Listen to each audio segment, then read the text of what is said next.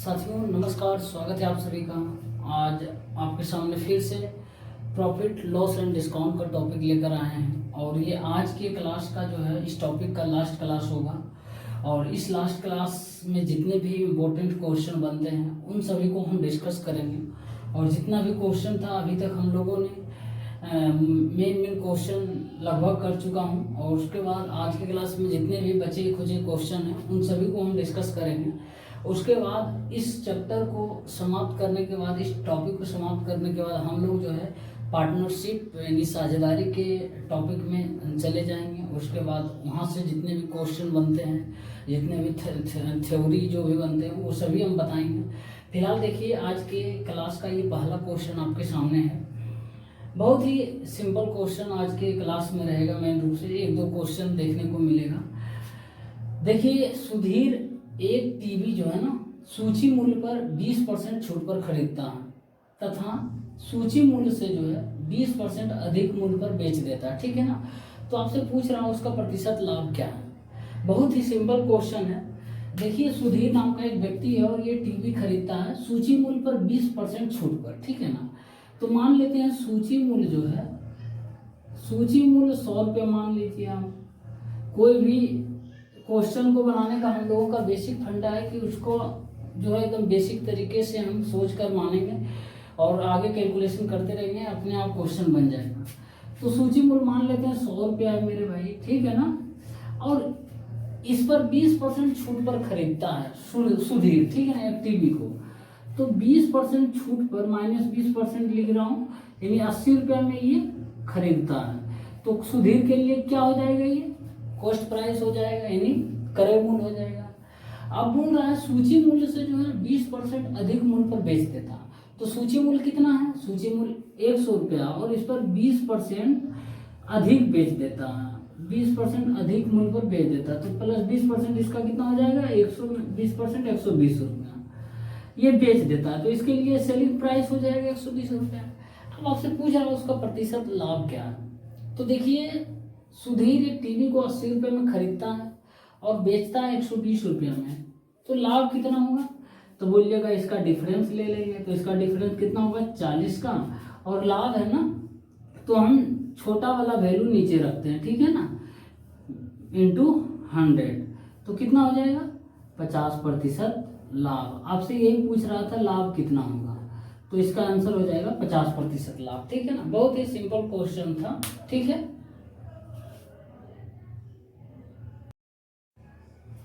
साथियों एक और क्वेश्चन है। देखिए, बोल रहा राम एक वस्तु 9,000 रुपये में बेचा और क्रय मूल्य का जो है ना 1/4 भाग उसे हानि हुई। तो आपसे पूछ रहा उसका क्रय मूल्य क्या था। बहुत ही सिंपल क्वेश्चन है। बोल रहा क्रय मूल्य का 1/4 भाग की हानि हुई। तो देखिए, क्रय मूल्य का 1/4 भाग मतलब क्या हो जाएगा, इसको हम यदि परसेंटेज में व्यक्त करते हैं तो 25% की हानि हो रही है।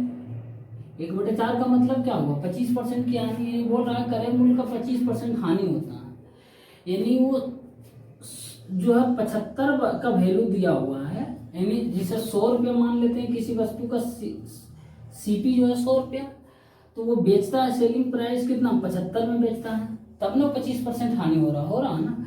यही 75 जो बेचता है कितना के बराबर है, 9,000 के बराबर। तो आपसे पूछ रहा क्रय मूल्य क्या था उस वस्तु का। क्रय मूल्य मतलब 100 का मतलब क्या है पूछ रहा आपसे।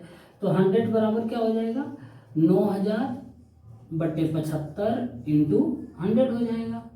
3 25 4 बार में करें, 3,000 में काटेंगे, 3 दिया 9,000, तो 4 दिया 12,000, ठीक है ना। 12,000 रुपया क्या आएगा, ये कॉस्ट प्राइस, ठीक है ना। और आपसे यही पूछ रहा था इसका कॉस्ट प्राइस भी क्रय मूल्य क्या है, ठीक है ना। यहाँ पर अच्छा थोड़ा सा सीखने को मिला कि 1/4 का मतलब 25% है। इसे भी आप कर सकते हैं, 4 में खरीदता है तो मतलब 1 की हानि होती है, ठीक है ना। यानी 3 में बेचता है तो 3 बराबर 9,000, तो 4 बराबर कितना हो जाएगा, 12,000 हो जाएगा। जैसे देखिए, एक कॉस्ट प्राइस 4 मान लेंगे और हानि हो रहा है कितना, हानि हो रहा है 1/4 का मतलब 1 का हानि हो रहा है। तो बेचता होगा कितना में, 3 में बेचता होगा। खरीदता 4 में और बेचता 3 में, यही 3 9,000 के बराबर है। तो 4 बराबर कितना हो जाएगा, कॉस्ट प्राइस आपसे पूछ रहा है, कॉस्ट प्राइस कितना माने, 4 माने ना, तो 4 बराबर कितना हो जाएगा, 12,000 आ जाएगा ना, 12,000 रुपये। इस तरीके से भी आप कर सकते हैं, एक्स मान कर भी कर सकते हैं, जैसे कीजिए आंसर उतना ही आएगा, ठीक है ना। साथियों एक और क्वेश्चन है, देखिए बोल रहा है कि जॉन एक कार खरीद कर उसका 10% खर्च कर उसकी मरम्मत करवाया और कार को जो है 13,200 रुपये में बेचकर 20% लाभ कमाया, तो कार की मरम्मत पर कितनी राशि खर्च की गई, ये आपसे पूछ रहा। तो देखिए जॉन नाम का एक लड़का है, एक कार को खरीदता है, कितना में खरीदता है ये नहीं पता है, और जितना में भी खरीदता है कार उसका 10% उसको मरम्मत कराने पर खर्च हो जाता है, और फाइनली उस पर 20% लाभ कमाकर 13,200 रुपये में बेच देता है उस कार को। तो आपसे पूछ रहा है कार पर जो मरम्मत की गई राशि वो कितना है। बहुत ही अच्छा सवाल है। देखिए 10% खर्च करता है, 10% का मतलब हो जाएगा कितना, 1/10। मान लेते हैं कार की कीमत जो है ना, कार की कीमत यदि 10 रुपया है ना, 10 रुपया है, तो इसका 1/10 मरम्मत करने पर खर्च करा रहा, तो यानी 1 रुपया जो है मरम्मत करने पर खर्च करा रहा। मैं लिख देता हूँ मरम्मत, ठीक है ना। मरम्मत पर कार की कीमत का 10% मतलब 1/10 खर्च कर रहा, मतलब 1 रुपया खर्च कर रहा। आप देखिए क्या टोटल कितना कर इसको लागत बैठ रहा है, तो बोलिएगा 11 रुपये लागत बैठ रहा, 11 रुपये उसको लागत बैठ रहा है। कार खरीदता है 10 रुपये में और 1 रुपया मरम्मत कराने पर लगता है, तो टोटल 11 रुपया में ये पूरी तरीके से कार एकदम अपने पास ये कब्जे में कर लेता है और कार चलाने लायक हो जाता है। अब 11 रुपया उसको बैठ रहा राशि खरीदने में और मरम्मत कराने में टोटल, इस पर 20% का लाभ कमाता है, यानी 120/100, ठीक है ना, 120/100। अब देखिए साथियों मैं 120/100 बार बार नहीं लिखूंगा, ये 10% आएगा तो 90/100 नहीं लिखूंगा, सीधे 9/10 लिखूंगा। 10% नुकसान बोलेगा, 20% लाभ बोलेगा, सीधे 120/100 के बजाय 6/5 लिखूंगा, ठीक है ना। आप इस चीज को नोटिस कर लीजिएगा, क्योंकि इतना लिखने से आप टाइम बहुत चला जाएगा, ठीक है ना। तो 6/5 आपको, ठीक है ना, ये लिख दिया हूँ। 20% लाभ कमाने के बाद कितना में बेचता है, बोलिएगा 13,200 में बेचता है, ठीक। अब मरम्मत पर खर्च की गई राशि पूछ रहा, तो मरम्मत पर कितना, 1 रुपया, यानी 1 का मान पूछ रहा। तो 11 गुने 6/5 का मान इतना है, तो 1 का मान कितना होगा, ये सीधे 2 बार में हो जाएगा, 200 बार में, 200 गुने 5 1,000 रुपया आ रहा, 1,000 क्या 1 का वैल्यू आ रहा, यही तो आपसे पूछ रहा है, 1 का यानी मरम्मत पर कितना खर्च करा रहा, ठीक है ना। तो 1,000 रुपया मरम्मत करने पर खर्च बैठ रहा है इसको। बस इस तरीके से करना था, क्वेश्चन में क्या कुछ दम था, कुछ नहीं था। आप इसको बेसिक तरीके से भी आप मानकर कर सकते हैं, कार की कीमत x मान लीजिए, फिर उसका 100/10 खर्च कीजिए, फिर 20% वही 120/100 कीजिएगा, तो सेम आंसर यही आएगा। बस प्रोसेस अलग अलग हो सकता है, लेकिन रिजल्टेंट तो सेम ही आएगा। लेकिन इस तरीके से आप कीजिए, आराम से हो जाएगा, ठीक है ना। साथियों एक और क्वेश्चन है, देखिए बोल रहा एक व्यक्ति जो है ना 6,000 रुपया में कुछ वस्तुएं खरीदा, उसमें से आधा को जो है 10% लाभ पर बेच दिया, शेष वस्तुओं को वहाँ कितने प्रतिशत लाभ पर बेचे कि उससे कुल पर जो है ना 25% का लाभ हो। बहुत ही अच्छा सवाल है। देखिए जब भी ऐसा क्वेश्चन आए ना कि इतना वस्तु को इतना % लाभ पर या इतना % हानि पर बेचता है, फिर उसमें से कुछ वस्तु को इतना % लाभ या हानि पर बेच देता है, तो बचा वस्तु कितना % लाभ पर बेचे कि टोटल पे इतना % का लाभ हो या हानि हो। तो कुछ नहीं, इस तरीके का क्वेश्चन में रेशियो मेथड का यूज करना है, और रेशियो मेथड का यूज करना है आपको, देखिए मैं बताऊंगा। अब ये जो चीजें हैं ना यहाँ पर भूल जाना, थोड़ा देर के लिए 6,000 रुपये भूल ही जाइए। अब देखिए बोल रहा है जितना भी वस्तु था ना उसमें से आधा जो है 10% लाभ पर बेचता है, मतलब और शेष वस्तु यानी आधा वस्तु और बचा है, तो आधा वस्तु का मतलब 1/2 है, यानी टोटल वस्तु मान लेते हैं 2 जो है ना, 2 वस्तु वो खरीदता है। तो एक वस्तु मेरे भाई वो 10% लाभ पर बेचता है। 10% लाभ पर मतलब प्लस 10% कर लेंगे, ठीक है ना। अब इसको इससे मल्टीप्लाई कर देंगे, ठीक है ना। ये ध्यान रखिएगा। मैं यदि कोई स्टूडेंट नहीं समझ पा रहे हैं तो टेंशन नहीं लेना है। मैं ऐसा क्वेश्चन कराऊंगा जब हम CGL प्रीलिम्स के लिए 2024 के लिए मैं 25 क्वेश्चन का एक सेट लाऊंगा ना, उसमें बहुत बार ऐसा क्वेश्चन आएगा और उसको आप आसानी तरीके से देखिए किस तरीके से आप करिएगा और मैं समझाऊंगा वहाँ पर भी। फिलहाल यहाँ पर देखिए क्या करना। देखिए एक वस्तु को आधा वस्तु मतलब 2 वस्तु टोटल मान लिए हैं, तो हम इसका आधा यानी एक वस्तु को 10% लाभ पर बेचते हैं और शेष वस्तु मतलब फिर एक वस्तु और बचा है, तो यानी एक वस्तु और जो बचा है 1 + 1 2 वस्तु हो गया। कितने प्रतिशत लाभ पर बेचे मतलब हमको नहीं पता, प्लस X% मान लेते हैं, X% लाभ पर बेच रहे हैं, तो जो है वो कुल पर 25% का लाभ हो मतलब जो है टोटल 2 पर 25% का लाभ हो मतलब 25%। यहाँ लाभ हानि में ध्यान दीजिएगा, प्लस माइनस का साइन नहीं तो गड़बड़ हो जाएगा, ठीक है ना। तो अब इसको मल्टीप्लाई कर देंगे, इसको भी मल्टीप्लाई कर देंगे। 1 × 10 कितना हो जाएगा, तो 10 हो जाएगा। प्लस है तो प्लस हो जाएगा। 1 × x क्या होगा, x हो जाएगा बराबर। अब देखिए क्या हो जाएगा, 2 × 25 कितना हो जाएगा, 50 हो जाएगा, ठीक है ना। अब x बराबर क्या हो जाएगा, 40% हो जाएगा, ठीक है ना। x प्रतिशत वही परसेंटेज में, तो परसेंटेज में ही आएगा। यहाँ परसेंटेज का कोई लफड़ा है नहीं, आप सीधे डायरेक्ट लिख दीजिएगा परसेंटेज में जो भी रहेगा, ठीक है ना।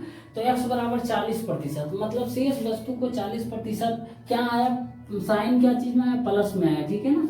तो 40% लाभ पर बेचेगा ताकि उसको कुल वस्तु पर 25% का लाभ प्राप्त होगा, ठीक है ना। जब भी ऐसा क्वेश्चन आए इस तरीके से कीजिएगा, ये चीजें भूल जाइए। आप कितना रुपया में खरीदा, कितना रुपये में बेचा, फाइनली देखिए कितना वस्तु खरीद रहा, कितना % लाभ पर है, कितना % हानि पर खरीद रहा है या बेच रहा, और उसके बाद टोटल पे कितना होगा, बस करते जाइए। उसके बाद प्लस माइनस का यहाँ साइन ध्यान दीजिएगा, जहाँ लाभ होगा वहाँ प्लस का साइन यूज करना और जहाँ हानि होगा वहाँ माइनस का साइन यूज करना और मल्टीप्लाई कर देना इन सभी में, ठीक है ना, जोड़ के उसके बाद बराबर, ठीक है ना। जो भी साइन आएगा, जिस चीज में साइन आएगा, यदि माइनस में आता तो 40% की हानि होती, ये प्लस में आया तो 40% का लाभ हुआ, ठीक है ना। जब भी ऐसा क्वेश्चन आए तो आप इस तरीके से कीजिएगा, ठीक। साथियों एक और क्वेश्चन है, देखिए बोल रहा कि एक दुकानदार जो है ना 5.80 रुपये पर केजी की दर से 170 किलोग्राम चीनी तथा 5.30 रुपया पर केजी की दर से अन्य प्रकार यानी दूसरे प्रकार की 130 किलोग्राम चीनी खरीदता है, ठीक है ना। और दोनों को मिलाकर जो है ना वो बेचता है और बेचने के बाद 161 रुपये लाभ कमाता है, ठीक है ना। वह प्रति किलोग्राम किस दर से बेचता है, आपसे ये पूछ रहा।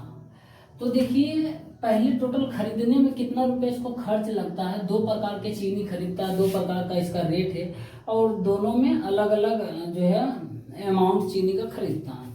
तो 5.80 रुपये पर केजी के हिसाब से 170 किलोग्राम चीनी खरीदता है। तो इसको देखिए 5.80 का मतलब हम क्या करेंगे, देखिए 5 + 0.80 का मतलब 4/5 कर सकते हैं ना, इतना कर सकते हैं। अब ये 25 4 29 बटे कितना हो जाएगा, 5, 29 बटे 5 होगा मेरे भाई, इसका मतलब 29 बटे 5 हो गया। अब 170 किलोग्राम चीनी खरीदता है, ठीक है ना। तो 129 × 5 हो जाएगा, 29 बटे 5 × 170 हो जाएगा। अब देखिए इतना खरीदता है, फिर एक और चीनी कीमत अलग है, रेट और अलग अमाउंट खरीदता है, तो दोनों को हम जोड़ेंगे कितना रुपया खरीदने में टोटल लग जाता है। तो अब दूसरे की चीनी का कीमत कितना है, 5.30 का मतलब क्या होगा मेरे भाई, 5 + 3/10 होगा, यानी 53 बटे 10 हो जाएगा। 53 बटे 10 और कितना किलोग्राम खरीदता है, तो 130 किलोग्राम, तो ये 13 हो जाएगा। अब ये काटेंगे 25 15 2 5 का 20। अब देखिए इस टोटल कितना रुपया हम कैलकुलेशन कर रहे हैं, 29 चौका 100 29 87, ठीक, 6 8 9 986 रुपया इसमें लग गया। और इसमें 33 39 13 5 65 9 8 6 कितना आ रहा है टोटल मेरे भाई, तो 15 के 5 बाकी 1 17 915 16, 1675 रुपया जो है ना उसको चीनी खरीदने में लग रहा है। दो प्रकार के चीनी, दोनों का अलग अलग रेट है, अलग अलग अमाउंट में खरीद रहा है, ठीक है, अलग अलग क्वांट मतलब वजन मात्रा में खरीद रहा है, ठीक है ना। अब 675 रुपये उसको खरीदने में लग रहा है और लेकिन 161 रुपये का लाभ कमा रहा है, मतलब 161 रुपया और ज़्यादा होगा बेचने पर। 161 रुपये जोड़ेंगे ना तो कितना हो जाएगा, तो 6 टोटल हो जाएगा, 6 हो जाएगा, तेरे के 3 बाकी है, 1 6 1 7 1 8, इतना हो जाएगा।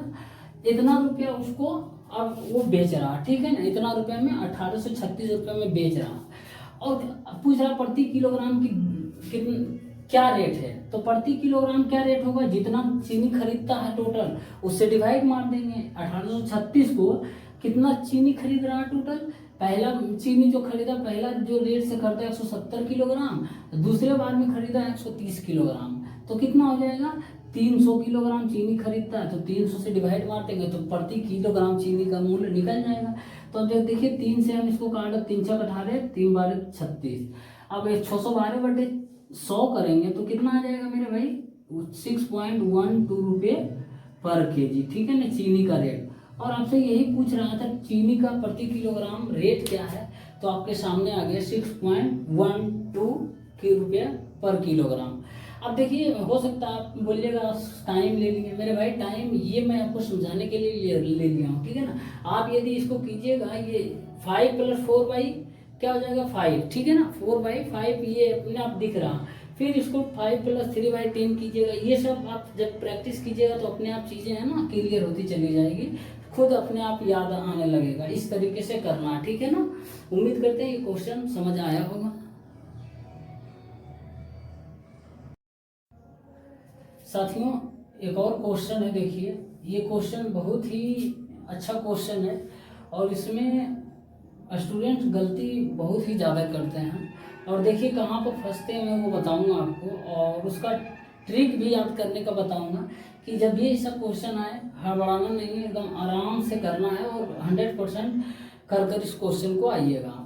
बोल रहा है कि 33 मीटर कपड़ा बेचने पर एक व्यापारी ने जो है ना 11 मीटर कपड़े के विक्रय मूल्य के बराबर लाभ कमाता है। अब देखिए मान लेते हैं कोई कपड़ा का मूल्य 100 रुपया, ठीक है ना। देखिए इसको हम डायरेक्ट हम सीधे करेंगे, क्या करेंगे, विक्रय मूल्य के बराबर लाभ कमाता है, 11 कपड़े के विक्रय मूल्य, सीधे जितना लाभ कमाता है उतना लिख लेना है बटे। अब देखिए विक्रय मूल्य के बराबर लाभ कमाता है ना, तो इसमें से ना इसको घटा देना, ठीक है ना। तो 33 - 11 × 100 कर देना है, ठीक है ना, × 100 कर देना है। तो कितना हो जाएगा, 11/22 × 100 हो जाएगा, तो हो जाएगा 50% लाभ हो जाएगा, ठीक है ना। अब देखिए कुछ बार होता क्या है ना स्टूडेंट्स, यहाँ जो 33 - 11 है ना मेरे भाई, 33 - 11 यहाँ पर जोड़ देते हैं, 33 + 11 कर देते हैं, 44 कर देते हैं। वहाँ भी ऐसा भी होता है, लेकिन कब होता है, यहाँ पर विक्रय मूल्य बोल रहा है, यदि क्रय मूल्य बोलता तब होता। देखिए क्या है ना, मान लेते हैं कोई कपड़े का क्रय मूल्य जो है ना 100 रुपया है, अब विक्रय मूल्य मान लेते हैं 120 रुपया में बेच रहा है, ठीक है ना। तो आपसे पूछूं, बोलूं लाभ सबसे ज्यादा किसमें होगा, लाभ का निकालिएगा तो इसका डिफरेंस निकालिएगा। अब लाभ जनरली क्रय मूल्य पर निकलता है, लेकिन आपसे पूछूं मैं लाभ सबसे ज्यादा किस पर होगा, अब विक्रय मूल्य पर होगा या फिर क्रय मूल्य पर होगा, 100 पर। तो आप बोलिएगा कि नहीं नहीं नहीं क्रय मूल्य विक्रय मूल्य पर कैसे होगा, 120 नीचे डिवाइड ज्यादा संख्या हो गया तो कम आएगा ना, जो भी फाइनल नंबर आएगा वो कम आएगा, तो क्रय मूल्य पर ज्यादा आएगा। लेकिन यहाँ बोल रहा है कि विक्रय मूल्य के बराबर लाभ कमा रहा है, मतलब कि विक्रय मूल्य मान लेते हैं एक कपड़े का विक्रय मूल्य जो है ना, एक कपड़े का विक्रय मूल्य जो है 1 रुपया है ना, तो 33 कपड़े का जो है विक्रय मूल्य कितना हो जाएगा, 33 रुपया।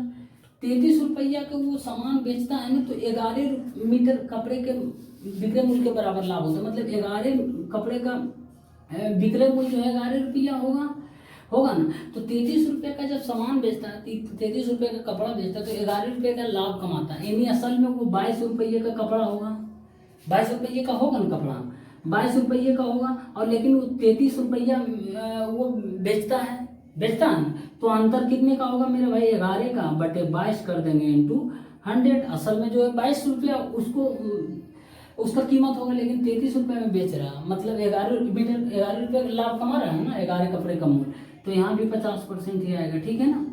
जब भी ऐसा क्वेश्चन आएगा एकदम सिंपल तरीके से सोचना और क्वेश्चन को निपटा देना, ठीक है ना। जब यदि क्रय मूल्य यहाँ पर रहता तो कुछ चीज़ें चेंज हो जाती, यहाँ पर प्लस हो जाता, ठीक है ना। वो क्वेश्चन मैं कराऊंगा, जल्दी कराऊंगा, जब 25 क्वेश्चन का एक सेट लाएंगे सीजीएल का, है ना, प्रीलिम्स लेवल का जल्द ही लाएंगे, तब उस सेट में है हर एक तरह का क्वेश्चन होगा, एकदम बढ़िया बढ़िया क्वेश्चन होगा लेवल का, देखिएगा उसमें हर एक 25 क्वेश्चन में आपको सीखने को मिलेगा, ठीक है ना।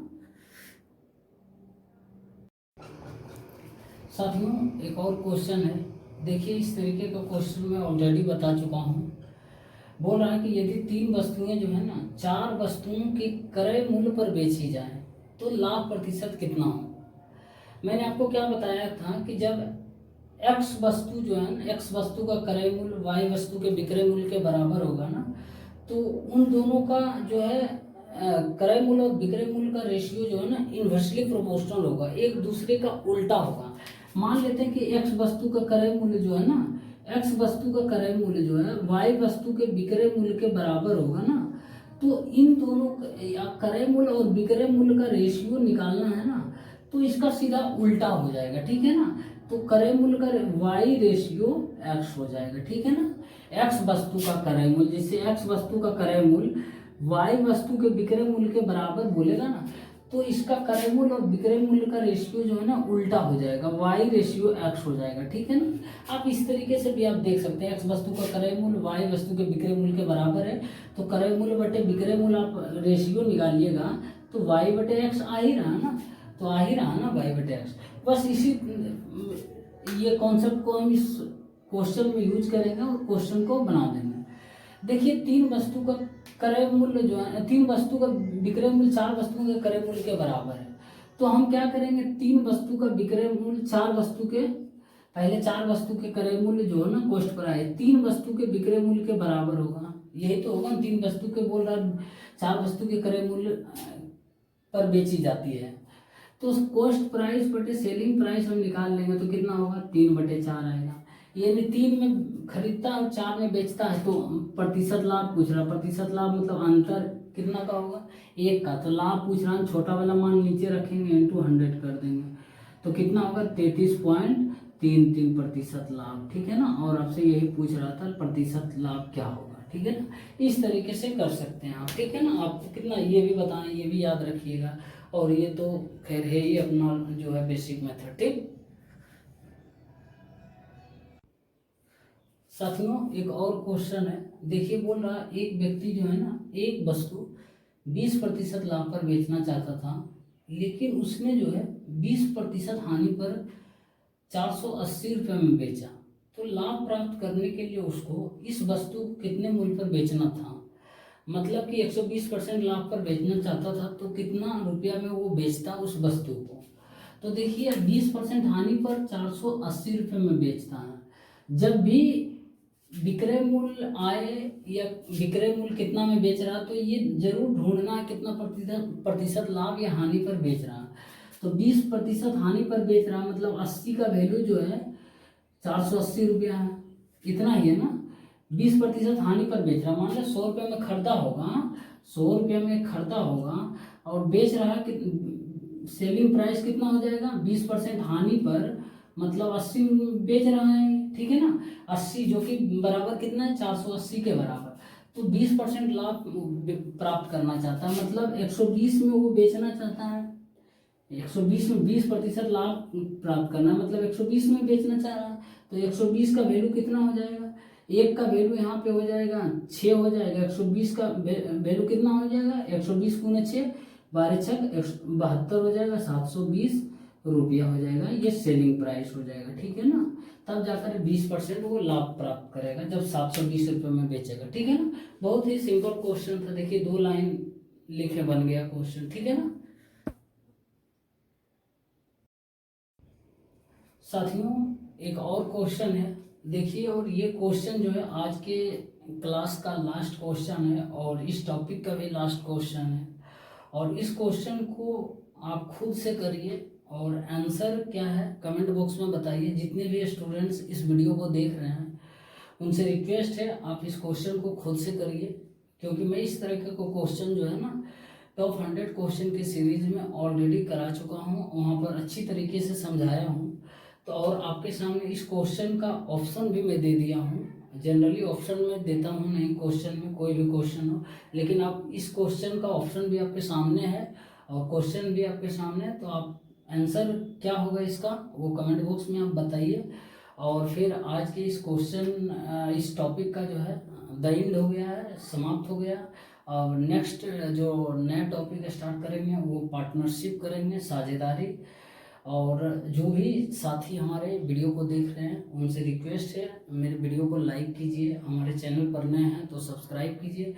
आप लोग जितना हमें मोटिवेट कीजिएगा वीडियो शेयर करके, लाइक करके, कमेंट करके, मैं उतना कोशिश करूँगा बेस्ट से बेस्ट लाने का और बढ़िया से बढ़िया समझाने का बढ़िया तरीके से।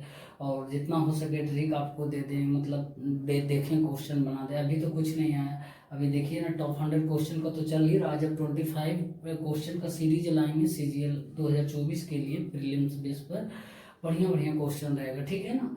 तो फिलहाल आज तक रहने देते हैं, यहीं तक, मिलते हैं फिर से नए टॉपिक के साथ। तब तक के लिए धन्यवाद।